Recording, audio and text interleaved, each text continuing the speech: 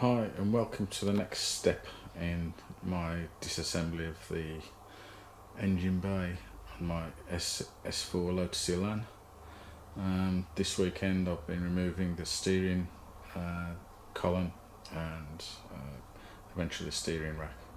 So as you can see, it's been removed. Here are all the steering components laid out. It wasn't too difficult to remove. The problem components were this item here, which connects the two inner columns.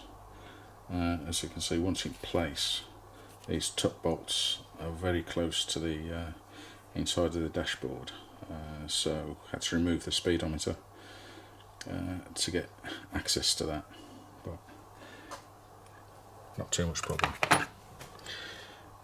The other thing that needs replacing really is the flexible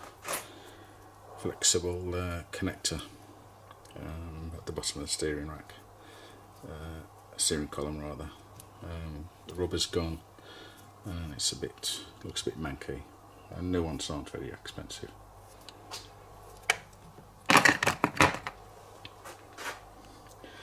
The other bit that is causing a bit of a problem at the moment is that bit there. It's absolutely on solid. I've soaked it in penetrating oil for a couple of days, but it still doesn't want to budge. I haven't got a press, unfortunately, so maybe I'll see if I can borrow one from somewhere. Other than that, everything looks pretty good, to be honest.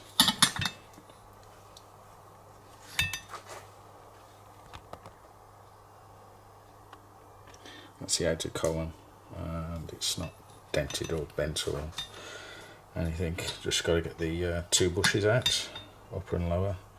When I pulled it out, the top bush slid down to the bottom, so there are two down here now, so I've got to get those out fairly shortly. So there we go.